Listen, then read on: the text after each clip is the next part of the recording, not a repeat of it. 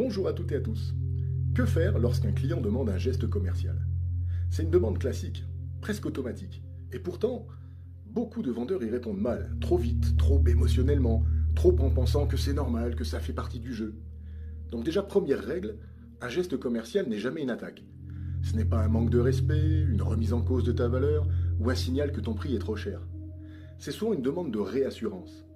Le client cherche à savoir s'il a fait ou s'il va faire le bon choix, s'il est bien considéré, s'il ne se fait pas avoir en fait.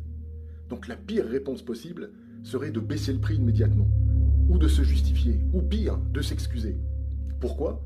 Parce que dans ce cas, tu envoies un message dangereux, dans le style mon prix est négociable par défaut. Et une fois ce message envoyé, la discussion ne s'arrête jamais, tu viens de mettre le pied en enfer. Donc la bonne posture, c'est de clarifier avant de concéder. Donc avant toute réponse, posons une question simple. Qu'est-ce qui motive votre demande? Parfois c'est un vrai sujet budgétaire. Parfois ça va être un réflexe culturel de la part du client. Ou parfois c'est juste un test. Et tant que tu n'as pas compris le pourquoi, tu ne dois pas répondre au combien. C'est évident. Alors, quand dire non? Et pourquoi c'est sain d'ailleurs?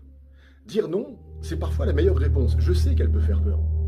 Par exemple en disant écoutez, je comprends votre demande, mais si je baisse le prix, je dégrade la qualité, le service, l'accompagnement, et ce ne serait pas honnête de ma part et encore moins professionnel.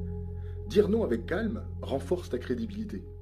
Et les clients respectent les vendeurs qui assument leurs valeurs.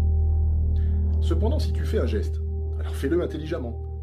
Un geste commercial efficace, il va toujours être conditionné, il est justifié, et il va créer un engagement clair en face.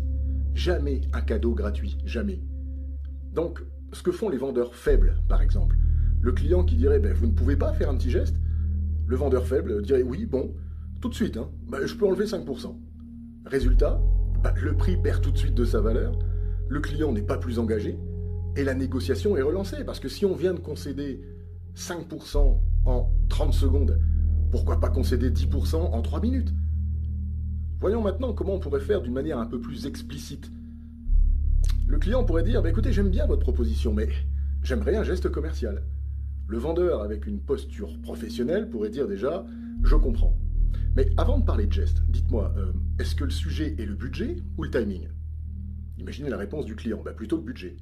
Le vendeur, très bien, mais je préfère être clair. Je ne baisse pas le prix de l'offre parce que c'est ce qui garantit le niveau de service.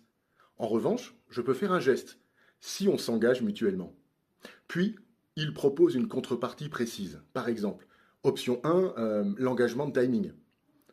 Dans le style, si nous validons aujourd'hui, je vous offre